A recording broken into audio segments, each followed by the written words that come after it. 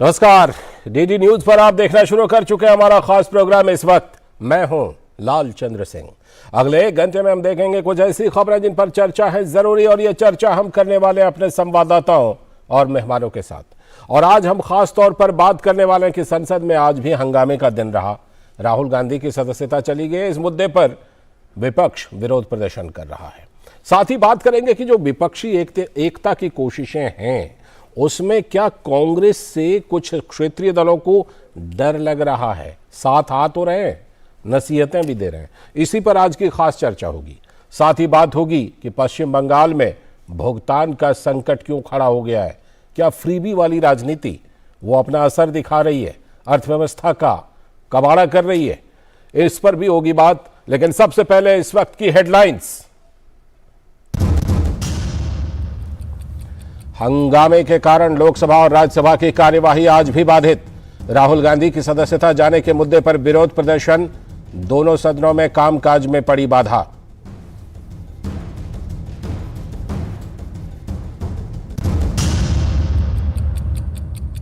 भाजपा ने कांग्रेस नेता राहुल गांधी पर फिर किया पलटवार। कहा, अहंकार में डूबे हैं राहुल गांधी। कांग्रेस पार्टी संवैधानिक संस्थाओं और न्यायपालिका पर उठा रही है सवाल। गजेंद्र सिंह शेखावत ने कहा, कानून के तहत राहुल को अयोग्य किया गया है घोषित। उमेश पाल हत्याकांड के आरोपी माफिया अतीक अहमद और उसके भाई अशरफ को प्रयागराज कोर्ट में किया जाएगा पेश। यूपी पुलिस की एक टीम माफिया अतीक अहमद को अहमदाबाद की साबरमती जेल और अशरफ को बरेली से ला रही है प्रयागराज।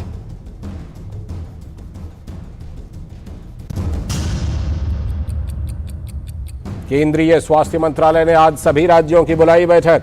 कोरोना और मौसमी इन्फ्लुएंजा से निपटने के लिए की जा रही है तैयारियों की समीक्षा।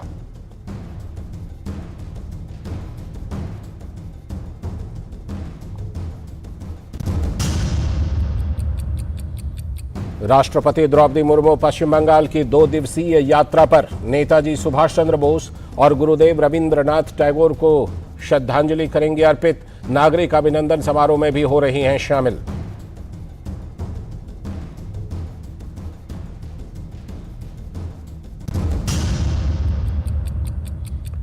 G20 के पर्यावरण और जलवायु स्थिरता कार्य समूह की दूसरी बैठक आज से गांधीनगर में।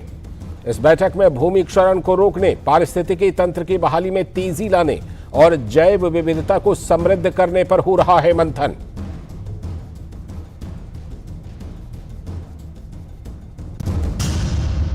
और ईडी के समन के खिलाफ के कविता की याचिका पर सुप्रीम कोर्ट में सुनवाई। याचिका में दिल्ली आबकारी नीति घोटाला मामले में ईडी की ओर से जारी समन को दी गई है चुनौती।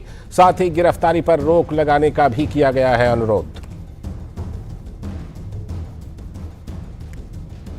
तो ये थी इस वक्त तक की हेडलाइंस, और अब देखते हैं खबरों को विस्तार से। बात करते हैं आज के एजेंडे की, और आज का सबसे पहला एजेंडा संसद से जुड़ा हुआ है, जहां पर गतिरोध जारी है। संसद के बजट सत्र में दूसरे चरण में आज एक बार फिर से विपक्ष के हंगामे के कारण दोनों सदनों की कार्यवाही में बाधा पड़ी। दोनों सदनों में बाधा पड़ी। लोकसभा की कार्यवाही शुरू होने के साथ ही विपक्षी सांसदों ने अडानी समूह के मुद्दे पर सदन में एक बार फिर से नारेबाजी शुरू की। सदन की कार्यवाही शुरू होने के कुछ ही मिनटों के भीतर लोकसभा की कार्यवाही शाम 4 बजे तक के लिए स्थगित हो गई। लोकसभा में राहुल गांधी की अयोग्यता को लेकर भी विपक्ष के द्वारा नारेबाजी की गई, क्योंकि राहुल की सदस्यता चली गई है। राहुल गांधी की सदस्यता की समाप्ति पर विपक्षी दलों का हंगामा, काली पट्टी बांधकर विरोध प्रदर्शन किया। राज्यसभा की कार्यवाही भी विपक्षी सांसदों के हंगामे के कारण बाधित हुई और अब तो दिन भर के लिए स्थगित भी हो गई है। राज्यसभा की कार्यवाही शुरू होने के कुछ ही मिनटों के भीतर विपक्ष के नारेबाजी के कारण यह बाधित हुई। पहले 2 बजे तक स्थगित हुई और फिर अब पूरे दिन के लिए स्थगित है। बीजेपी का आरोप है कि अदालती कार्यवाही के मुद्दे पर विपक्ष कर रहा है राजनीति। इस बीच संसद में कांग्रेस को कुछ दलों का साथ मिला है, लेकिन क्षत्रप कांग्रेस को नसीहत भी दे रहे हैं कि एक लिमिट में रहिए, एक सीमा तक रहिए। अखिलेश यादव और तेजस्वी यादव ने कांग्रेस को अपनी भूमिका को सीमित रखने की नसीहत दी है। दूसरी तरफ महाराष्ट्र में वीर सावरकर के मुद्दे पर उद्धव ठाकरे ने राहुल गांधी को गठबंधन तोड़ लेने तक की चेतावनी दी है और कहा है कि सावरकर हमारे आदर्श हैं और उनका अपमान बर्दाश्त नहीं किया जाएगा। उद्धव ठाकरे आखिरकार स्टैंड लिया है उद्धव ठाकरे ने। तो क्या सिर्फ अपनी अपनी मुश्किलों से पार पाने के लिए विपक्षी एकता की कोशिश हो रही है? संसद में जो एकता दिख रही है कुछ दलों की, यह भी साफ है कि कई मुद्दों पर और अपने अपने वोट बैंक को लेकर दलों को एक दूसरे पर भरोसा नहीं है। तो संसद में लगातार ये गतिरोध और ये तमाम चीजें देखने को मिल रही हैं। एकता दिख भी रही है और एक दूसरे के प्रति भरोसे की कमी भी दिख रही है। तो केंद्रीय सूचना एवं प्रसारण मंत्री अनुराग सिंह ठाकुर ने कहा है कि कांग्रेस नेता राहुल गांधी कोर्ट के आदेश को मानने के लिए तैयार नहीं है। साथ ही उन्होंने कहा कि वे पिछड़े समुदाय से भी माफी नहीं मांग रहे हैं और ना तो कोर्ट में माफी मांग रहे हैं। अहंकार इतना ज्यादा राहुल गांधी जी का है कि वो पिछड़े समाज से माफी तो नहीं मांगी, कोर्ट में भी माफी नहीं मांगी, कोर्ट का जब आदेश आ गया तो उसको भी मानने के लिए तैयार नहीं है।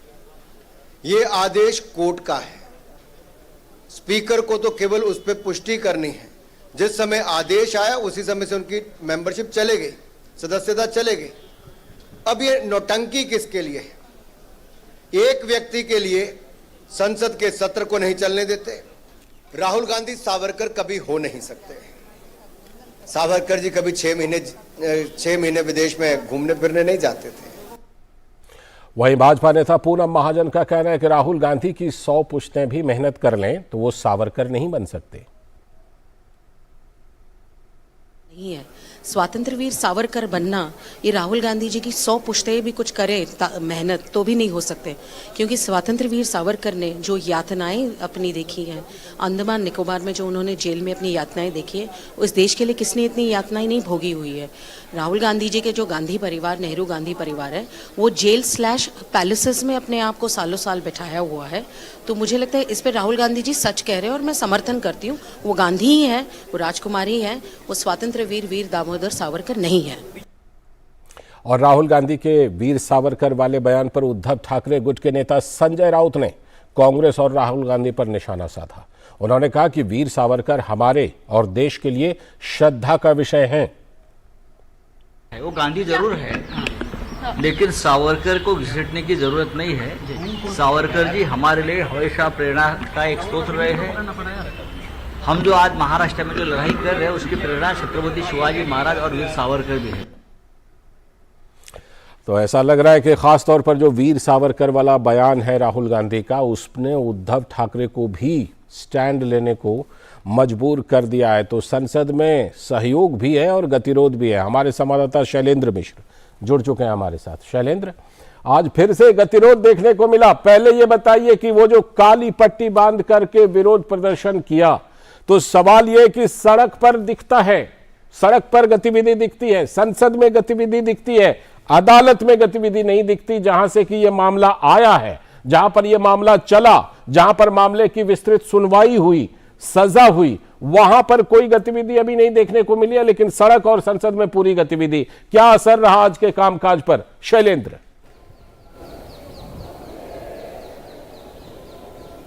जी देखिए, काला कपड़ा पहनकर कांग्रेस और कई विपक्षी दल के नेता आज संसद पहुंचे थे और प्रदर्शन भी कांग्रेस के नेताओं ने किया। जी, बीजेपी ने बहुत कड़ी प्रतिक्रिया दी है कि दरअसल ये सोच दिखाता है कांग्रेस पार्टी का, उनकी जो सोच है वो इस काले कपड़े के जरिए सामने आती है। और जैसा कि एक कांग्रेस के नेता ने ये कहा कि काला जादू जैसे शब्द का इस्तेमाल किया, बीजेपी ने इस पर यह भी कहा कि इस सदी में इस तरह के शब्दों की कोई जगह नहीं है और कांग्रेस पार्टी दरअसल संवैधानिक संस्थाओं का सम्मान नहीं करती, स्वतंत्रता सेनानियों का सम्मान नहीं करती। और अब ये काला कपड़ा पहनकर दरअसल वो अपनी सोच को दिखा रहे हैं। इमरजेंसी लगाने का काम इंदिरा गांधी के समय हुआ था, कांग्रेस पार्टी की सरकार थी, और लोकतंत्र को लेकर उनकी क्या श्रद्धा है वो देखने को मिल रही है। दूसरी बात है, हम जानते हैं कि संसद के दोनों सदनों में आज देखा मिला कि कामकाज बाधित हुआ। 4 बजे तक लोकसभा स्थगित हुई। 2 बजे जब राज्यसभा की कार्रवाई शुरू हुई तब हमने देखा कि जो अहम विधायी कामकाज जिसमें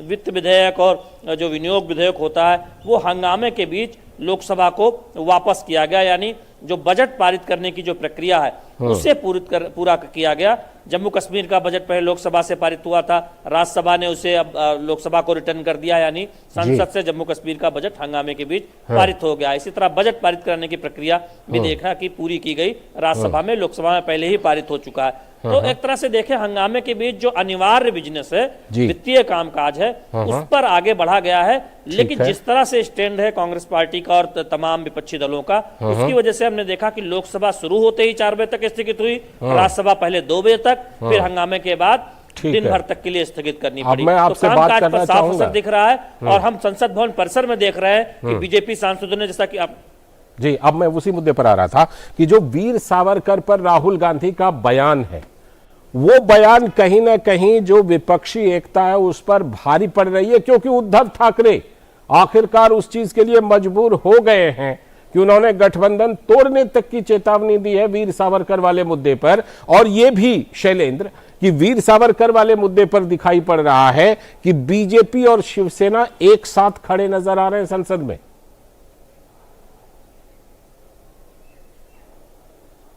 बिल्कुल, हम जानते हैं कि आप देखें उद्धव गुट की अगर बात करें तो उनको भी मजबूर होना पड़ा है, क्योंकि उद्धव ठाकरे ने जिस तरह से आगे आकर कहा, महाआघाड़ी की सरकार जब चला रहे थे कांग्रेस पार्टी साथ में थी, अभी भी गठबंधन है। और अब जो महाराष्ट्र के मुख्यमंत्री हैं एक नाथ शिंदे, उन्होंने स्पष्ट तौर पर भी बहुत नाराजगी जताई है।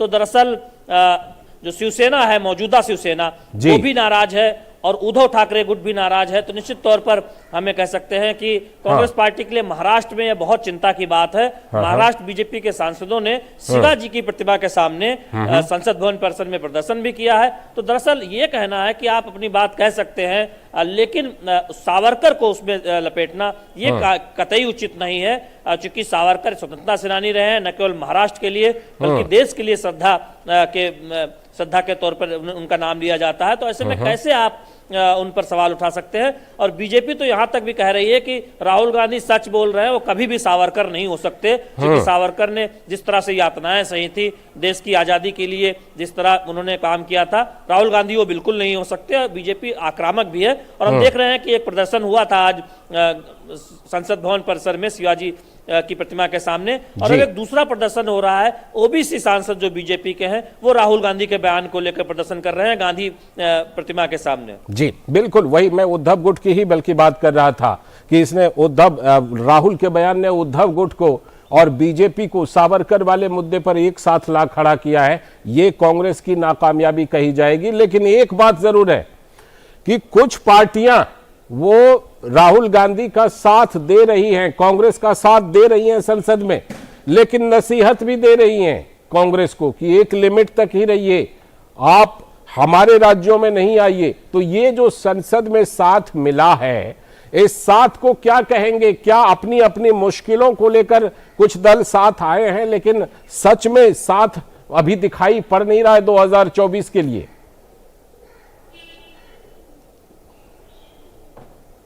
लालचंद्र, बीजेपी तंज कसकर कह भी रही है, भ्रष्टाचार को आरोपों का सामना करते हुए तमाम दल हैं जो परिवार को बचाने के लिए और भ्रष्टाचार को बचाने के लिए दरअसल एक साथ कांग्रेस के नजर आ रहे हैं। और हमने देखा कि बीजेपी ने उस पर बहुत तल्ख प्रतिक्रिया भी दी है।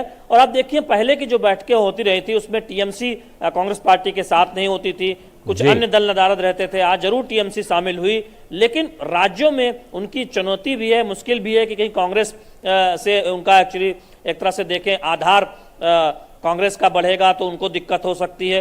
तो नसीहत भी साथ साथ दे रहे हैं, चाहे उत्तर प्रदेश में अखिलेश यादव हो, बिहार में तेजस्वी यादव हो। और हम जानते हैं कि अगर आप ममता बनर्जी की बात करें तो उन्होंने हाल ही में कहा था कि राहुल गांधी एक स्टार प्रचारक है और राहुल गांधी के रहते बीजेपी 24 में भी सत्ता में आएगी, इस तरह की बयानबाजी उन्होंने की थी। तो दरअसल इन सभी दलों को लगता है कि कांग्रेस पार्टी के कुछ मुद्दों पर सरकार को घेरने को लेकर साथ खड़े हो सकते हैं, लेकिन थोड़ी दूरी बनाए रखनी भी जरूरी है कांग्रेस के साथ, तभी उनका जो अस्तित्व है, जो आधार है उनके अपने अपने राज्यों में मजबूत हो सकता है और ये दिखा सकते हैं जनता को कि बीजेपी के खिलाफ वही लड़ रहे हैं, एक तरह से सामने वही है।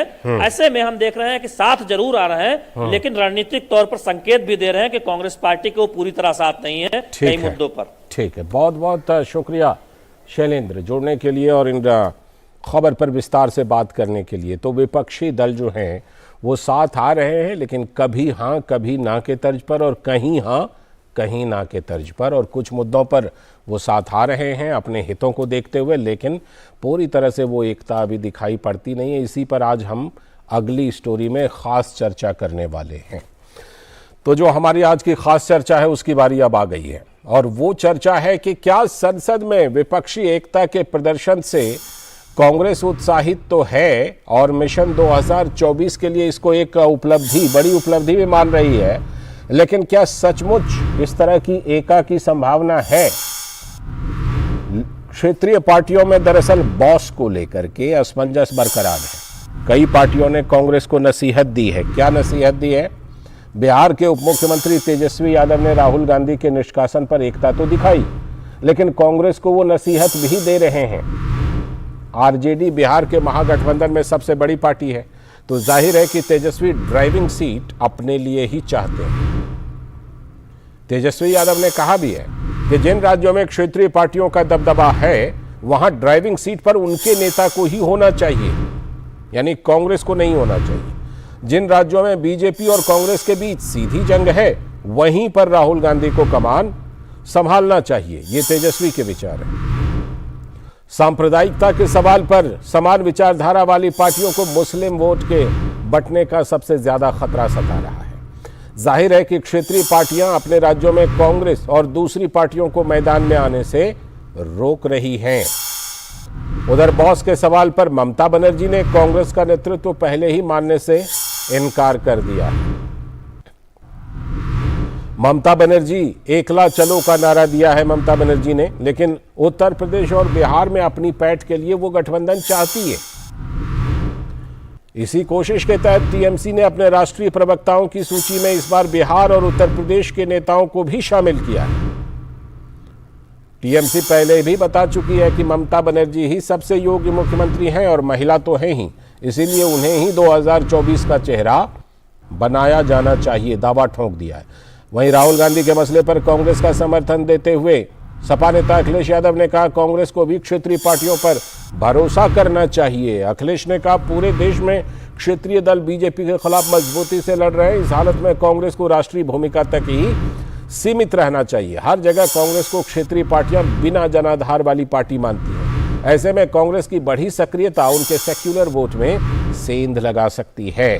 भारत जोड़ो यात्रा के बाद कहा गया था कि नफरत के बाजार में मोहब्बत बेचकर राहुल गांधी ने अपनी जबरदस्त पहचान बनाई है। तो ऐसे में सवाल उठता है कि कांग्रेस और राहुल गांधी की भूमिका से क्षेत्रीय पार्टियों को फिर डर क्यों लगता है?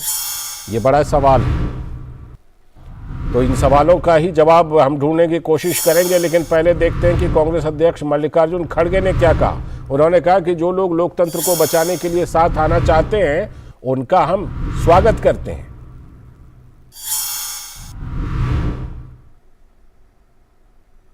डेमोक्रेसी को बचाने के लिए, संविधान को बचाने के लिए और जनता के हिफाजत के लिए कोई भी आते हैं तो उनका हम स्वागत करते हैं और जो सपोर्ट करते हैं उनको हृदय से धन्यवाद देते हैं। और अब इस खबर पर आज की खास चर्चा के लिए हमारे साथ जुड़ रहे हैं हमारे सलाहकार संपादक विनोद मिश्र जी, और साथ में हमारे साथ भारतीय जनता पार्टी के प्रवक्ता सतीश लखेड़ा जी भी जुड़ गए हैं। बहुत बहुत स्वागत सतीश जी। मैं शुरुआत विनोद जी से करता हूं। विनोद जी, जिस तरह से हम पहले कहते थे कभी हाँ कभी ना, फिर हमने देखा कहीं हाँ कहीं ना, लेकिन अभी ऐसा लगता है कि बड़ा एक जिसे कहते हैं ना मिक्स वाला खट्टा मीठा रिश्ता जिसे कहते हैं, कि भाई अपने अपने मुद्दों को लेकर के या अपने अपने संकट को लेकर के अरविंद केजरीवाल की पार्टी, तेजस्वी यादव की पार्टी, अखिलेश यादव की पार्टी कांग्रेस को समर्थन तो देती है, लेकिन भरोसा नहीं है, नसीहतें भी देती है। ये जो कोशिश है, इस कोशिश में क्या कुछ पकेगा, कोई खिचड़ी बनेगी 2024 के लिए कि नहीं? लाल जी, जैसा कि अपनी रिपोर्ट में आप बता रहे थे कि सबसे जो मुद्दा है और वहाँ जो डर है जो आप कह रहे थे, उसी में कह रहा हूँ कि ये सबसे बड़ी लड़ाई ड्राइविंग सीट को लेके है। पहला जब आपने इस बात को अपनी रिपोर्ट में जिक्र किया था, ये तेजस्वी यादव का है कि महागठबंधन सरकार के वो उप मुख्यमंत्री हैं और आप कह सकते हैं कि बिहार के आरजेडी के वो सर्वे सर्वा है आज की स्थिति में। तो वो कह रहे हैं कि जो रीजनल पार्टी है, उस रीजनल पार्टी में जहां वो परफॉर्म रीजनल पार्टी कर रही है, वहां कांग्रेस को कम से कम ड्राइविंग सीट पे वहां के नेताओं को देना चाहिए। इसमें कि 2024 के इलेक्शन में ड्राइविंग सीट पे खुद तेजस्वी यादव बैठना चाहते हैं।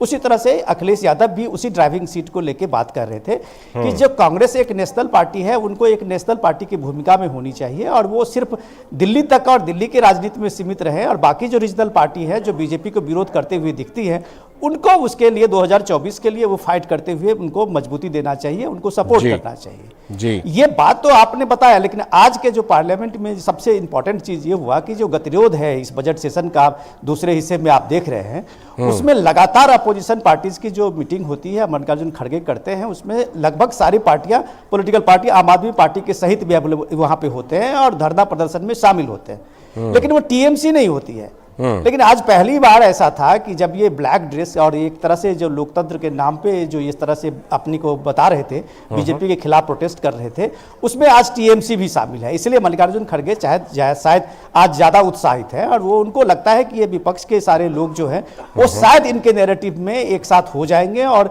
राहुल गांधी के नेतृत्व में वो अपनी भूमिका को सामने में रखेंगे। लेकिन ऐसा होते हुए नहीं दिखता है। ऐसा होते हुए इसलिए नहीं दिखता है कि सवाल अभी जो पार्लियामेंट में जो हंगामा है उस पर आप अपनी पहली रिपोर्ट में बताए थे लाल जी कि सबसे इंपॉर्टेंट चीज ये बताने की जरूरत है कि ये जो ब्लैक कपड़ा पहन के या ब्लैक ड्रेस पहन के या ब्लैक पट्टी लगा के जो आप विरोध कर रहे हैं, वो अदालती फैसला था और अदालत के खिलाफ के जो निर्णय को अदालत में ही आपके पास सारे ऑप्शंस हैं। लेकिन कांग्रेस के लीगल सेल उसके बजाय राहुल गांधी को लेके और उनको हीरो बनाने को लेके ये पूरे संसद में वो एक तरह से राजनीति का एक मुद्दा बनाने की कोशिश की है। तो ये जो लीगल बैटल उनको जहां करना चाहिए था, उनको वो पॉलिटिकल बैटल करते दिखते हैं और उस पॉलिटिकल बैटल में सब अपोजिशन पार्टीज को जहां जहां वो किसी न किसी रूप से बीजेपी के सरकार से प्रभावित हो रहे हैं, तो वो उनके आवाज में अपनी आवाज लगाते हैं। लेकिन मानना तो ये पड़ेगा कि जो बात आज तेजस्वी कह रहे हैं, अखिलेश कर रहे हैं, ममता बनर्जी कह रही हैं, वही बात विपक्षी एकता के सबसे मूल सूत्र है लालचंद जी।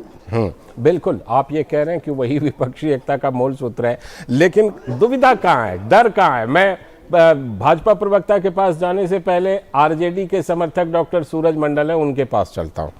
सूरज जी, कहाँ पर डर है? क्या ऐसा लगता है कि कांग्रेस अगर ज्यादा एक्टिव होगी तो अपना हिस्सा मांगेगी, ड्राइविंग सीट मांगेगी, इसीलिए जब कभी मुसीबत में है, एक तरह की मुसीबत में है तो साथ दे दो, लेकिन फिर भी उनको एक नसीहत भी देनी पड़ती है कि भाई आप अपने लिमिट तक ही रहिएगा, हमारी तरफ मत आइएगा।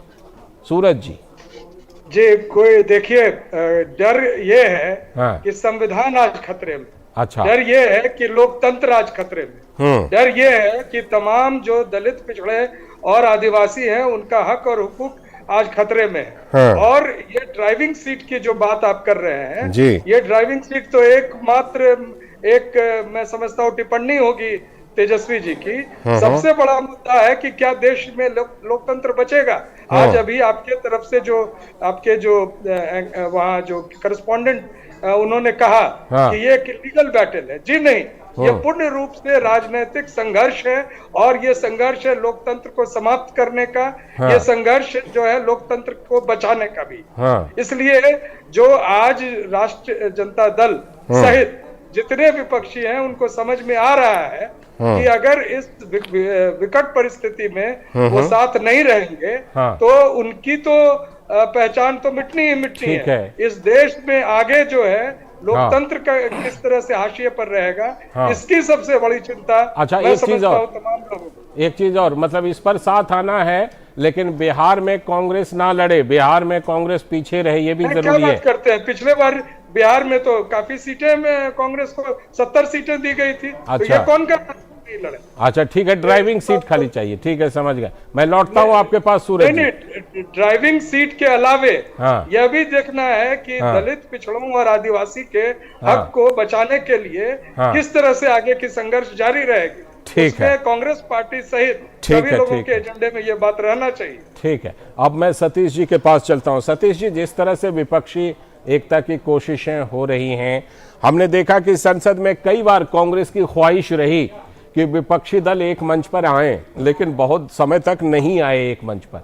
अब कुछ कुछ दलों का साथ मिल रहा है, चाहे राहुल गांधी की सदस्यता का मामला हो या संसद के कुछ और मामले हो, लेकिन फिर भी उनमें एक संशय देखते हैं। तो आप ये जो संशय है एक दूसरे के प्रति, जो विपक्षी दलों को भरोसा नहीं है, आपका रास्ता वहीं से आसान होता है। सतीश जी। लालचंद जी, कभी भी गठबंधन बनेगा वो किसी एक कॉमन मिनिमम प्रोग्राम पे बनेगा या किसी मुद्दे पे बनेगा। हाँ 2014 में भी बन रहा था, 2019 में भी बन रहा था। क्या हुआ? और आज जो संसद में सारे दल एक साथ दिखाई दे रहे हैं, ये मात्र ऐसा है कि अगर मोहल्ले में हमारी किसी से सामान्य बातचीत भी है या छोटी मोटी कहा सुनी भी है, मगर सुख दुख में उसके दरवाजे चले जाते हैं, उसी तरीके से ये दल इनके सामने आए हैं। जब राहुल गांधी ने या कांग्रेस पार्टी ने कहा था कि क्षेत्रीय दलों का अपना क्षेत्र में अस्तित्व हो सकता है, मगर राष्ट्रीय स्तर पे प्रतिनिधित्व कांग्रेस करती है, तब सारे क्षेत्रीय दलों ने उसे नसीहत दी थी। अभी खम्मम में केसीआर साहब ने रैली की, जिसमें कांग्रेस नहीं थी, अखिलेश थे, तेजस्वी थे, आम आदमी पार्टी थी, पिनराई विजयन थे। ममता बनर्जी कह चुकी है हम अलग चुनाव लड़ेंगे। जी जी। और आज की वीर सावरकर जी के मामले पर एनसीपी का कमेंट मैंने सुना नहीं, मगर उद्धव गुट का आ चुका है। हाँ, उद्धव गुट। इसलिए क्योंकि राहुल गांधी जी के साथ दिक्कत है या कांग्रेस के साथ दिक्कत है, देश से नहीं जुड़ते हैं। सबने इतिहास में पढ़ा है, अमर वीर सावरकर जी जिस काल कोठरी में रहे, जिस कक्ष में ही मलमूत्र त्यागना होता था, उनके 10 साल तक बगल में भाई था। भाई को भी उन्हें पता नहीं था, ना दोनों भाइयों को पता था कि एक ही जेल में है। और उसके बाद बैल की जगह कोल्हू बन करके वो पिराई करते थे। जी जी, बिल्कुल। महान स्वतंत्रता संग्राम सेनानी पे पूरे देश को, शिवसेना हो या एनसीपी हो, महाराष्ट्र में तो पूज्य है, मगर आम देश का संवेदनशील नागरिक इस वीर का सम्मान करता है। बिल्कुल बिल्कुल। जब कांग्रेस ऐसे मुद्दों पर बात करती है, वो अलग थलग ऐसे ही नहीं दिख रही है, वो जिस तरह राज्यों की राजनीति में दिखाई दे रही है, गठबंधन में दिखाई दे रही है, राहुल गांधी के मुद्दे पर दिखाई दे रही है। ठीक है, मैं लौटता हूं आपके पास। अब मजे की बात यह भी है कि सावरकर पहले कांग्रेस के लिए भी पूज्य हुआ करते थे, आदरणीय हुआ करते थे, लेकिन पता नहीं इन दिनों क्या हो गया है। विनोद जी, जब सावरकर पर राहुल गांधी कोई इस तरह का बयान देते हैं और उसके बाद संसद में आज भी हमने देखा कि भारतीय जनता पार्टी और उद्धव गुट एक साथ खड़ी नजर आती है, तो इसे कांग्रेस का, राहुल गांधी का सेल्फ गोल ही कहेंगे कि विपक्षी एकता की कोशिशें हो रही हैं, और ऐसा बयान देते हैं सावरकर पर कि उद्धव जो है चेतावनी दे देते हैं गठबंधन को तोड़ देने तक की। विनोद जी। लालचंद जी, जहाँ अभी आप अपने शो में अनुराग ठाकुर का बाइट चला रहे थे, वो साउंड बाइट आपने जिनकी प्रतिक्रिया चलाई थी, तो वो एक बात जो कहते हुए इस बात में अपनी बात को जोड़ रहे थे कि राहुल गांधी सावरकर कभी हो ही नहीं सकते। हाँ, ये बात तो दरअसल ये बात तो सीधी सीधी है और देश के लोग भी मानते हैं कि आप सावरकर नहीं हो सकते हैं। ठीक है, आप गांधी हैं और गांधी ही रहेंगे, लेकिन आप सावरकर तो कम से कम नहीं हो सकते। जो बात अनुराग ठाकुर कह रहे थे, वो इस बात को लेकर थोड़ा सा मैं और आगे बढ़ाता हूं कि एक्चुअली है क्या कि ये जो विपक्ष के एकता की बात आप कह रहे हैं अपने टॉपिक में, चर्चा में, अभी उस पर मंडल जी आरजेडी के बहुत बढ़िया कुछ बातें कही है। सवाल ये है, लेकिन वो बात कुछ स्पष्ट करने से पहले वो सीधे सीधे आ जाते हैं अपने कोड कंस्टिट्यूएंसी पे और अपने कोड जो उनका एजेंडा है उस पे। क्या उनको पूछना चाहिए कि क्या जो कांग्रेस की फिलॉसफी है या कांग्रेस की जो विचारधारा है, उसी विचारधारा को लेके आरजेडी मानने के लिए तैयार है, या समाजवादी पार्टी कांग्रेस की विचारधारा को मानती है, या समाजवादी पार्टी की विचारधारा को कांग्रेस मानेगी?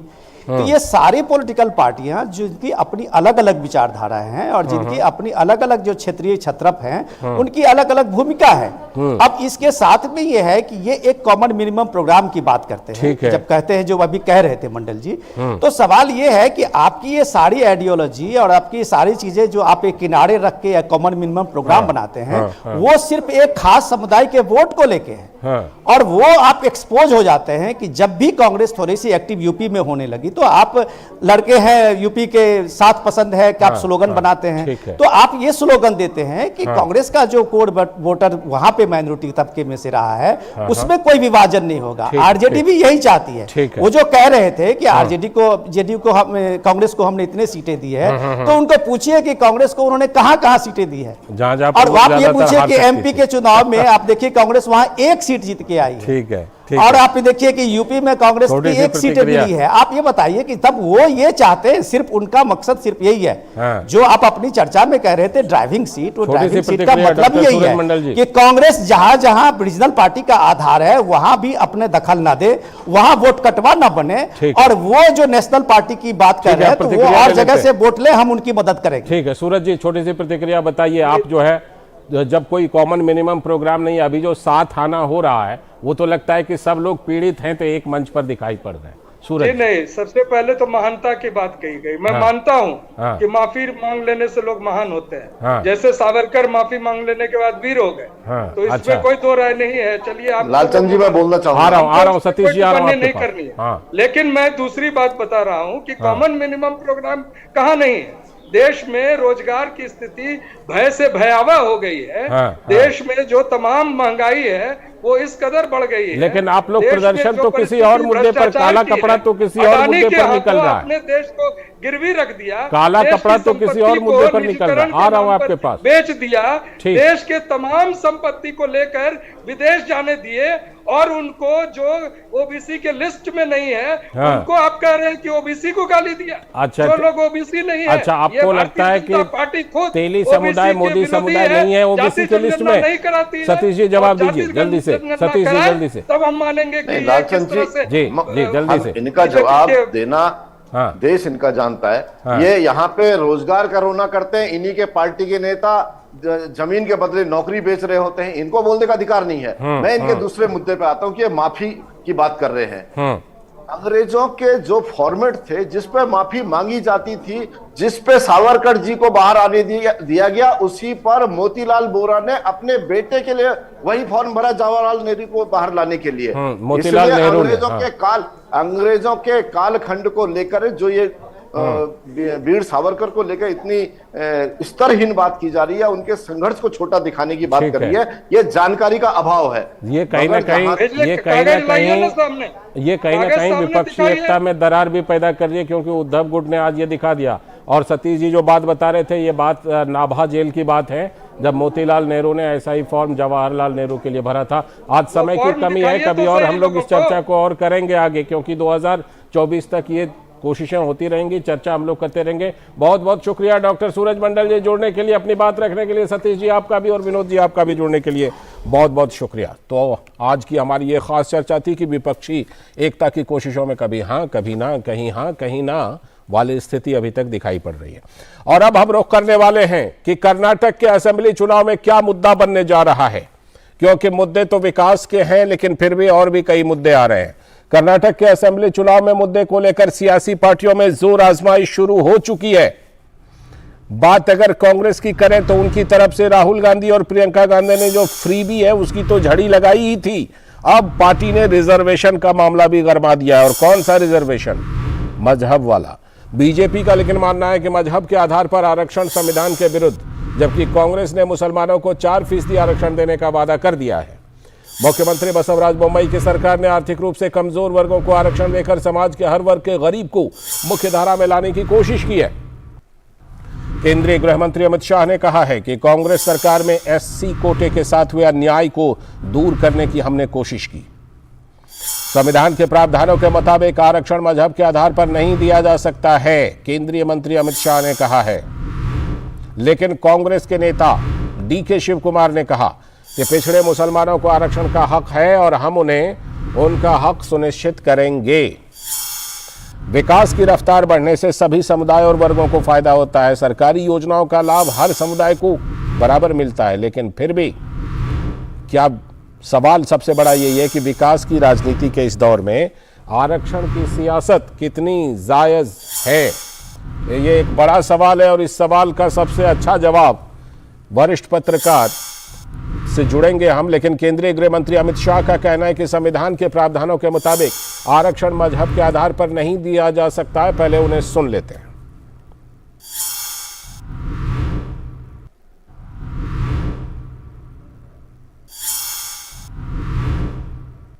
कांग्रेस पार्टी ने वोट बैंक को खुश करने के लिए 4% माइनॉरिटी रिजर्वेशन लगाया था, उसको हटाकर 2% वोकली का और 2% हमने वीर शैव और लिंगायत को देने का काम ये भारतीय जनता पार्टी। एससी में भी एससी लेफ्ट के लिए 6%, एससी राइट के लिए 5.5%, एससी लंबानी भोवी कोरचा कोरमा के लिए 4.5% और अन्य समुदायों के लिए 1% कर वहां पर भी अन्याय को दूर करने का काम ये भारतीय जनता पार्टी की सरकार ने किया। तो जैसा कि हमने कहा था कि इस पर सबसे अच्छी चर्चा वरिष्ठ पत्रकार आर राजगोपालन जी के साथ हो सकती है और देखिए हमारे साथ जुड़ भी चुके हैं। सर बहुत बहुत स्वागत। सर सबसे पहले यही आपसे जानना चाहूंगा, आपकी आवाज नहीं आ रही है, जरा आप अनम्यूट। हाँ आ गई बिल्कुल आ गई। लालचंद जी का नमस्कार। मैं नमस्कार सर, नमस्कार। आपकी आवाज बिल्कुल बुलंद आ रही है अब हमारे पास। यही आपसे पूछना था कि ये कांग्रेस ने पहले फ्री बी के तो बहुत सारे वादे कर दिए हैं, 2000 रुपए महिलाओं को और पता नहीं कितनी चीजें, अब वो 4% आरक्षण धार्मिक आधार पर देने को कर रही है। क्या ये संभव है? कर्नाटक में ये मुद्दा बनेगा क्या? कम से कम एक तो चीज लालचंद जी मैं ये कहना चाहता हूं, कांग्रेस ने ओल्ड पेंशन स्कीम को रिवाइव करूंगा करके झूठा वायदा दिया है। हिमाचल प्रदेश में, अभी कर्नाटका में भी दे रहे हैं। वो लोग राजस्थान में इंप्लीमेंट नहीं कर पाएंगे। लेकिन मुझे लगता है 4% रिजर्वेशन का, 2% ओकली का, 2% लिंगायत को देने में भाजपा का महत्व बढ़ गया है। कर्नाटका चुनाव में, कर्नाटका चुनाव में अभी द्विधीकरण होगा, ये मुस्लिम अपीसमेंट वगैरह वगैरह कह रहे थे कांग्रेस वाले ने। कांग्रेस वालों को धक्का दिया है। कल लास्ट कैबिनेट मीटिंग पर ऐसा बोम्मई का बेटा बसवराज बोम्मई ने ये काम कर दिया है। बोम्मई साहब अपना राज्य में रिजर्वेशन पॉलिसी 2C को अंदर वकलिका का 4% से 6% कर दिया है जी। लिंगायत को 5% से 7% कर दिया है। मैं कर्नाटका पॉलिटिक्स को नजदीक से देख रहा हूं जी। मुझे लगता है ये वक्फ बोर्ड का ये बराबर किया है। ये देयर इज नो इनडिस्क्रिमिनेशन, कुछ नहीं है। लेकिन समूह न्याय है, जो सोशल जस्टिस है, ये कांग्रेस का कम से कम मुस्लिम अपीसमेंट पॉलिसी को दूर कर दिया है। सरकार में जो अंबेडकर ने लेके आए थे कॉन्स्टिट्यूशन, उसमें भी ये सावधान नहीं है। तब भी ये जबरदस्त 4% लेके आया है, उसको तो हटा दिया है। ये मुद्दा बन गया है। मुझे लगता है कांग्रेस खटखटेरे में हो गया है। कांग्रेस का वोट बैंक खत्म हो चुका है। मुसलमान का ये कह रहे थे, उनके भी इन्होंने सावधान किया है, उनको भी सुविधा किया है। उनको भी EWS में रिजर्वेशन दिया है, ये नहीं है उनको दरकिनार कर दिया, उसको भी हाथ में जोड़ दिया। जैसे पॉलिसी है जो केंद्रीय सरकार का, नरेंद्र मोदी साहब का, प्रधानमंत्री साहब का, सबका साथ, सबका विकास, सबका प्रयास, सबका विश्वास, ये तो दिखा दिया है। जो परसों प्रधानमंत्री ने कर्नाटका में थे मेट्रो रेल शुरू किया था जी जी। ये मेट्रो रेल में ये न सिर्फ एक पर्टिकुलर कम्युनिटी ट्रैवल करेगा क्या? बिल्कुल, तो मैं इसी मुद्दे पर मैं आने वाला था कि तमाम जो वेलफेयर स्कीम्स हैं सर, उसका फायदा तो सभी को बराबरी से मिलता है। तो जब इस तरह की विकास की राजनीति, डेवलपमेंट की राजनीति हो रही हो, ऐसे में इस तरह की बातें करना, और ये भी कि हम जानते हैं कि कॉन्स्टिट्यूशन में मजहब के आधार पर, रिलीजन के आधार पर रिजर्वेशन नहीं है, तो ऐसे में इस तरह की बातें करना क्या बरगलाना है, भ्रम में डालना, इल्यूजन में डालना वाली बात है। बार बार कांग्रेस का वोट बैंक खत्म हो चुकी है। कांग्रेस एकदम हरने चक्कर में आ गया है। कांग्रेस डर में पैदा हो गया है। इसलिए कांग्रेस ने द्विधीकरण पॉलिटिक्स शुरू कर दिया। जो आपने कहना, जो बहम है, कांग्रेस का बहम है। ये दूसरी चीज है, जैसे ऑल इंडिया लेवल पर जी गुजरात को नेक्स्ट कर्नाटका में जो सुई डाला था कोरोना टाइम पर 250 करोड़ सुई में कम से कम 15% कर्नाटका को गया है। कितना कम, at least 30 crore rupees, sorry 30 crore आम जनता का जो सुई डाला है कोरोना के खिलाफ, वो ये क्या सबके साथ सबका विकास नहीं है क्या? सिर्फ ये पर्टिकुलर कम्युनिटी का डाला था सुई क्या? नहीं। और दूसरी चीज है, यूक्रेन में जो झगड़ा हो रहे थे, कर्नाटका से 2500 स्टूडेंट्स है, इधर जिधर कुर्ग है, मैसूर है, चिकमंगलुरु है, जो बेसमपेट है, सब जगह से जो बच्चे लोग पढ़ने गए थे यूक्रेन में, उनको सुरक्षित लेके आया नरेंद्र मोदी ने। ये क्या सबका साथ सबका विकास नहीं है? सेकंड थिंग, जो मेट्रो रेल को तो छोड़ दीजिए लालचंद जी, जो अभी आने वाले दिन में हाईवेज बना रहे, चेन्नई से बंगलुरु तक, बंगलुरु से मैसूर तक, हैदराबाद से मैसूर तक, और तिरुवनंतपुरम से बंगलुरु तक, ये कम से कम 50,000 करोड़ रुपया में ये किया है। ये सिर्फ ये सड़क में पर्टिकुलर कम्युनिटी ट्रैवल करेगा क्या? ये सपोज मान लो ये हिंदू कम्युनिटी का ये रोड है, मुस्लिम कम्युनिटी का ये रोड है, लिंगायत का ये रोड है, अच्छा वोकलिगा का ये रोड, ऐसा तो नहीं किया नरेंद्र मोदी ने। नरेंद्र मोदी ने सबको दिया है, इसीलिए तो वो कह रहे। अच्छा सर, कर्नाटका में चुनाव को प्रतिक्रिया देने में ये मैं खुशी हूँ। बीजेपी आगे बढ़ रही है, बीजेपी का एकदम मुझे लगता है आने वाले दिन। मैं इसी पर आ रहा था कि आप कर्नाटक की पॉलिटिक्स पर बहुत क्लोज रखते हैं नजर। ये बताइए कि इस बार के चुनाव में आपको क्या लगता है कि कौन से मुद्दे प्रोमिनेंट रहेंगे ज्यादा? कौन सा मुद्दा का? विकास, डेवलपमेंट। कम से कम 7 बार प्रधानमंत्री जा चुका है, 15 बार मिस्टर अमित शाह जा चुका है, नड्डा साहब ने कम से कम 20-25 बार दौड़ा कर लिया है सारा केस में। मुझे लगता है 224 सीट में कांग्रेस का, मुझे जो कितना भी दरकिनारे करके देखोगे, विकास का मुद्दा बीच में आ जाएगी। ये हिजाब आपको याद होगा 2 साल पहले, 1 साल पहले हिजाब का मुद्दा इश्यू किया है जानबूझ करके। उधर पॉपुलर फ्रंट ऑफ इंडिया है, एसडीपीआई है, वो कांग्रेस को समर्थन कर रही है, इसीलिए पर्टिकुलर कम्युनिटी का गुस्सा आ गया। तो मुझे लगता है आने वाले दिन में विकास मुद्दा केंद्र बिंदु बनेगी चुनाव में। जो करप्शन चार्जेस है, मुझे लगता है जो भी राहुल गांधी का जो एमपी से हटाया, वो भी मुद्दा नहीं बनेगा उधर। आम जनता लोग में उसको असर नहीं है। अदानी कहते हैं, अदानी के पीछे कर्नाटका में बहुत डेवलपमेंट हो चुका है। बीजेपी ने अपना चुनाव पत्रिका में 2017 में जितना वायदा किया है, वो सबको बराबर कर दिया है, फुलफिल कर दिया है। बीजेपी मैनिफेस्टो को इंप्लीमेंट कर दिया है। बीजेपी मैनिफेस्टो में ये 2% आरक्षण दे दूंगा लिंगायत का, 2% वोकलिगा का करके लिखा है, वो बराबर कर दिया है, सचिव कर दिया है। तो जाहिर सी बात है कि जब वादे पूरे कर रहे हैं तो वो आप डेवलपमेंट का एजेंडा लेकर के जाएंगे और ये दिखाएंगे कि हमने अपने मैनिफेस्टो को पूरा किया। बहुत बहुत शुक्रिया सर जुड़ने के लिए और कर्नाटक की पॉलिटिक्स, कर्नाटक के चुनावी मुद्दे को समझाने के लिए।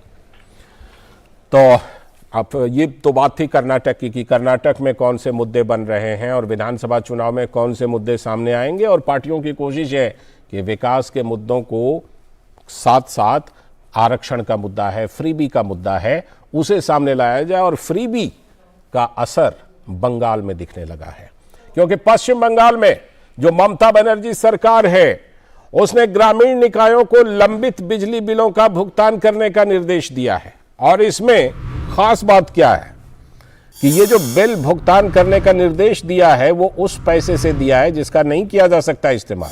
राज्य सरकार ने ग्रामीण निकायों को आदेश दिया है कि 15वें वित्त आयोग से प्राप्त धनराशि से 450 करोड़ रुपए का बिजली बिल का भुगतान कर दें। संवैधानिक निकाय द्वारा यानी वित्त आयोग द्वारा दिया गया धन मुख्य रूप से संपत्ति के निर्माण के लिए होता है, बिजली बिल के भुगतान के लिए नहीं। ग्रामीण निकायों को पहली बार बिजली बिलों का भुगतान करने के लिए ये धन खर्च करने के लिए कहा गया। स्थानीय निकाय बिजली बिलों के भुगतान सहित प्रशासनिक लागतों के लिए इस राशि का सिर्फ 10% तक ही खर्च कर सकते हैं, बाकी 90% निर्माण कार्य के लिए खर्च होता है। राज्य की ममता बनर्जी सरकार के इस फैसले से यही पता चलता है कि सरकारी खजाने का बुरा हाल है, खस्ता हाल है।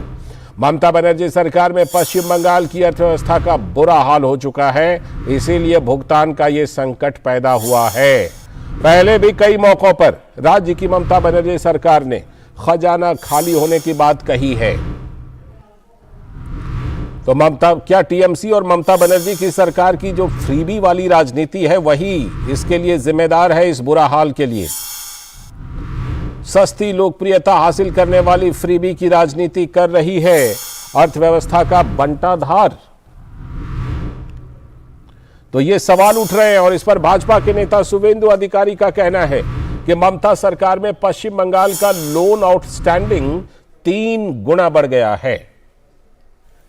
जब ममता जी की सरकार 2011 में बंगाल में टीएम से बागडोर संभलाया है, बागडोर मिला है उसको जनता का आशीर्वाद में, तो वाम मोर्चा का सरकार बंगाल में करीब करीब लोन आउटस्टैंडिंग था 2 लाख करोड़ के आसपास। अभी बंगाल में लोन आउटस्टैंडिंग हो गया 6 लाख करोड़ के आसपास। 3 गुना एनहेंसमेंट कर दिया ममता जी की सरकार। तो ये पश्चिम बंगाल में भारतीय जनता पार्टी की तरफ से शुभेंदु अधिकारी ने यह बात कही है कि किस तरह से ये मामला बढ़ा है। 3 गुना लोन जो है आउटस्टैंडिंग हो गया है, यानी कि राज्य की अर्थव्यवस्था का बुरा हाल है। और क्या उसी का नमूना है ये जो बिजली बिल वित्त आयोग के पैसे से देने के लिए ग्रामीण निकायों को बोला गया है? हमारे साथ प्रसेनजीत बख्शी कोलकाता से जुड़ चुके हैं, हमारे संवाददाता। दादा, क्या अभी जो डेटा के साथ शुभेंदु अधिकारी बता रहे थे और साथ ही जिस तरह से कि ये पहला मामला है कि वित्त आयोग ने जो पैसा दिया है उससे कह रहे हैं बिजली बिल का भुगतान कर दो, इसका मतलब जिन मुद्दों पर दादा हम आपके साथ कई बार बात कर चुके हैं कि खजाना तो सही में पश्चिम बंगाल का खस्ता हाल है। बिल्कुल लालचंद, कल अगर आप या हमें चीफ मिनिस्टर बना दे या बनाने के लिए कोई आमंत्रण करे तो हम तो बिल्कुल उस चेयर पे बैठेंगे नहीं, क्योंकि ये जिम्मेदारी तो वैसे ही अपने फैमिली का जिम्मेदारी नहीं ले पा रहा है, इतने लाख करोड़ का जिम्मेदारी हम कैसे ले। बात तो यह है लालचंद की 450 करोड़ का बिजली बिल, आप लालचंद ये समझिए कि कितने सालों से ये बिजली बिल पंचायत दफ्तर की तरफ से नहीं दिया जा रहा है। कितने सालों से 450 करोड़ तो एक दिन में बना नहीं, पहली बात। दूसरी बात है कि बिजली विभाग राज्य सरकार का ही है जी, वेस्ट बंगाल इलेक्ट्रिसिटी बोर्ड, और उसी राज्य सरकार ने दूसरे एक राज्य सरकार की दफ्तर पंचायत को ये चिट्ठी लिखने के लिए मजबूर हो गए कि आप ये बिजली बिल जैसे भी हो इसका भुगतान करें। तो आप सरकार की हाल समझ लीजिए कि एक डिपार्टमेंट दूसरे डिपार्टमेंट के पास 450 करोड़ रुपया की उधारी रखते हैं और वो 450 करोड़ के कारण बिजली विभाग की जो कर्मचारी है, ये बाकी जो डे टू डे का काम है वो ठप होने जा रहा है। और ये किस तरह से बिजली विभाग इसको भुगतान करेगा इसके बारे में उसके पास कोई अंदाजा नहीं है। तो मतलब ये इधर का माल उधर, उधर का माल इधर करके ये जो फ्रीबीज का चक्कर पिछले 2011 से ममता बनर्जी चालू रखे है और सारे की सारे केंद्रीय सरकार की जितने सारे प्रोजेक्ट की पैसा है सारे की सारे फ्रीबीज में लगाया गया, चाहे वो क्लब को सालों में 2 लाख रुपया करके देना, लक्ष्मी भंडार करना या कन्याश्री करना। अगर आपके पास पैसा है, अगर आप टैक्स उठा सकते हो, अगर आपका जीएसटी कलेक्शन प्रॉपर है जिसका हिस्सेदारी आपको केंद्र से मिलता है तो आप कुछ भी करिए। लेकिन दूसरे डेवलपमेंट की पैसा उसको लेकर आप इस तरह की पॉलिटिकल फंडिंग करते रहे तो उसका नतीजा यह है आज एक डिपार्टमेंट दूसरे डिपार्टमेंट को पैसा देने के लिए, भुगतान करने के लिए चिट्ठी लिख रहे हैं लालचंद। बिल्कुल। और दादा, जिस तरह से ममता बनर्जी का इसके पहले भी बयान आया था जब कर्मचारियों ने हड़ताल किया था अपने वेतन को बढ़ाने के लिए, तो ममता बनर्जी ने जवाब दिया था कि मेरा सर काट लो लेकिन हम पैसा नहीं बढ़ा सकते क्योंकि हमारे पास खजाना है ही नहीं। तो ये उसके बाद फिर ये घटना, इससे ये लगता तो यही है कि अब सरकार को एहसास हो रहा होगा कि जो फ्रीबी वाली राजनीति सरकार ने पिछले वर्षों में की है उसका नतीजा है। और वही शुभेंदु अधिकारी कह रहे थे कि 3 गुना लोन आउटस्टैंडिंग बढ़ गया है। 3 गुना लगान जैसे 3 गुना लोन जी बिल्कुल। आपको याद होगा वो फिल्म सिनेमा। हाँ, मैं बताऊं, कुछ दिन पहले 2-4 दिन पहले लालचंद आपके साथ या निखिल के साथ हम बात कर रहे थे कि तनख्वाह देने के लिए 5,000 करोड़ रुपया की बॉन्ड बेच रहा है इस बार सरकार ने। इसका एडवर्टाइजमेंट न्यूज़पेपर में निकल चुके हैं। तनख्वाह देने के लिए अपने स्टेट गवर्नमेंट की, डीए तो दूर की बात है, वो तो 41,000 करोड़ है। तनख्वाह देने के लिए 5,000 करोड़ रुपया हर महीना 2,000-1,500 करोड़ रुपया बॉन्ड बेच के सरकार को तनख्वाह देना पड़ता है। पहली बात। दूसरी बात यह है कि अब ये सब जब लोगों के सामने आ गया, खासतौर से डीडी न्यूज में बार बार इस फिनेंशियल सिचुएशन के बारे में हम लोग स्टोरी दिखाने के बाद 29 तारीख सुबह या दोपहर का 12 बजे से केंद्रीय सरकार की जो बंगला में कहते हैं वंचना, मतलब केंद्रीय सरकार पैसा नहीं दे रही है, इस विरोध में धरना पे बैठ रही है ममता बनर्जी। ये जो लोगों की धन भटकने के लिए जो कोशिश उनकी तरफ से है, और दिल्ली में उनकी जो सांसद है वो भी धरने पे बैठेंगे। तो आखिर तक इस जगह पर आ गया कि चीफ मिनिस्टर जो अपने लोगों को पैसा नहीं दे पा रही है, वो एक झूठे आरोप के ऊपर कि सेंट्रल गवर्नमेंट पैसा नहीं भेज रहा है, इसके ऊपर कोलकाता में अंबेडकर की स्टैचू के नीचे शनिवार 29 तारीख दोपहर 12 बजे से 30 तारीख शाम को 6 बजे तक वो बैठे रहेंगे, एक झूठा और एक पूरी तरह से गलत आरोप को लेकर। तो पब्लिसिटी तो ठीक है, पब्लिसिटी तो वो करने की कोशिश करेंगी, जाहिर सी बात है। लेकिन ये बताइए कि ये जो वित्त आयोग का पैसा है, नियम प्रावधान क्या कहते हैं दादा? क्या इससे बिजली बिल का भुगतान हो सकता है क्या, जो वित्त आयोग के द्वारा दी गई धनराशि है उससे?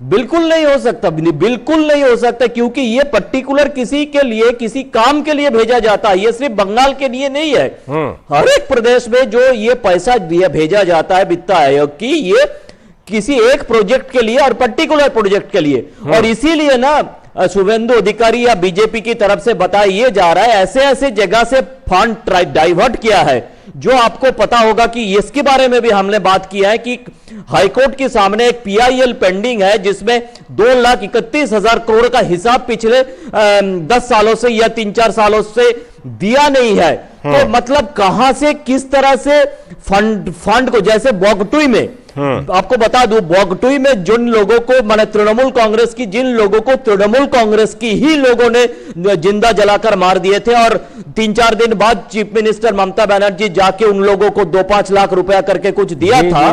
वो किसी डेवलपमेंट मिड डे या किसी ऐसा डेवलपमेंटल फंड से पैसा डाइवर्ट करके उन लोगों को चेक दिया गया था।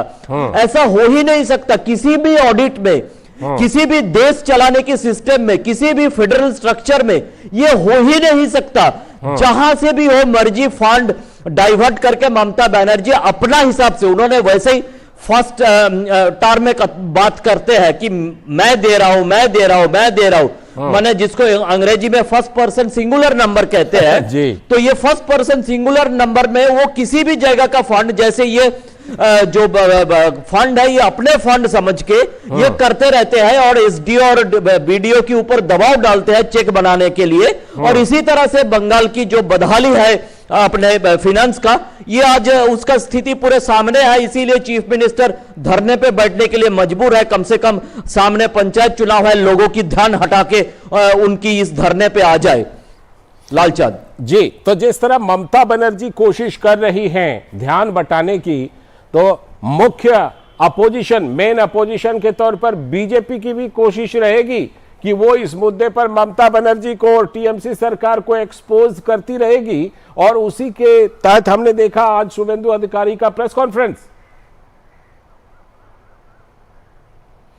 लालचंद, इसीलिए 29 तारीख को बीजेपी ने भी, हमारे यहाँ पे एक जगह है जिसको हम कहते हैं श्याम बाजार, आप काफी फेमस एक स्कल्पचर देखे होंगे, जहां पे घोड़े के ऊपर नेताजी सुभाष चंद्र बोस अपने आर्मी जेस्चर में, अपनी आर्मी यूनिफॉर्म में बैठे हुए हैं। इस तरह की एक स्कल्पचर श्याम बाजार की जगह है वो, तो उस सैम बाजार 5 रोड क्रॉसिंग में उस दिन पूरे बंगाल की जो बीजेपी है उसकी तरफ से धरना प्रदर्शन किया जा रहा है ममता बनर्जी का इस झूठे धरना के खिलाफ। और इसी बात को आज दिल्ली में जिस तरह से शुभेंदु अधिकारी ने प्रेस कॉन्फ्रेंस करके बताया, इस तरह से पूरे देश में बात को फैलाने की कोशिश बीजेपी की तरफ से है कि जो बात ममता बनर्जी की तरफ से बताया जा रहा है वो हकीकत नहीं है। हकीकत यह है कि किसी भी दिन बंगाल की हेल्थ सिस्टम बैठ जा सकता है, बंगाल की कर्मचारियों का जो तनख्वाह है वो ना हो सकता है, कुछ भी हो सकता है बंगाल में। अगर किसी ने जितने आपको पता है कि जितने आप लोन लेते जाओगे उतना ही लोन लेने की जो आपका क्रेडिबिलिटी है वो कम होता जाएगा, मतलब आगे जाके कम होता जाएगा क्योंकि आप लोन वापस नहीं कर पा रहे हो, सिर्फ लोन ले रहे हो। तो बीजेपी इस मुद्दे को लेकर पंचायत चुनाव में भी और आने वाले लोकसभा चुनाव में भी पूरे बंगाल में और पूरे देश में इसको लेकर एक कैंपेन की तरफ से रूप से इसको देखने की कोशिश कर रही है। बिल्कुल जाहिर सी बात है कि राजनीति तो होती रहेगी, लेकिन अर्थव्यवस्था की बात करें तो कहा जा सकता है कि जैसी करनी वैसी भरनी। जिस तरह से राज्य को चलाया गया है आज उसी का अंजाम दिखाई पड़ रहा है। बहुत बहुत शुक्रिया दादा जोड़ने के लिए और इस खबर पर विस्तार से चर्चा करने के लिए। और वक्त आ गया है देश हित का, और देश हित में आज बात, सड़क दुर्घटना में हर साल 1 लाख से भी ज्यादा लोगों की असमय मौत हो जाती है। प्रतिदिन 422 कीमती जान को लेकर जागरूकता अगर फैलाया जाए तो इसे कम किया जा सकता है। ट्रैफिक पुलिस अक्सर नियमों का हवाला देकर चालान काटकर खानापूर्ति कर लेती है, लेकिन कुछ पुलिस ऑफिसर जागरूकता के लिए नए तरीके भी अपनाते हैं। और आज आपको छोड़ जाते हैं इसी खास तस्वीर के साथ। मुझे और मेरी पूरी टीम को दीजिए अनुमति। नमस्कार। तो वाम मोर्चा का सरकार रोक लीजिए पहन लीजिए। हाँ आप ही को है बढ़िया चीज लटका, बहुत अच्छी चीज होती है, इसको निकालिए बढ़िया ऐसे, बहुत उपयोगी चीज है, विश्वास मानिए। ये देखिए अब आपको धूप लग रही होगी, वो भी नहीं बांध लीजिए, उसको बांधे नहीं है आप, उसको बांध भी लीजिए, एक तो बांधना है उसमें, उसको बांध लिया जाता है बढ़िया।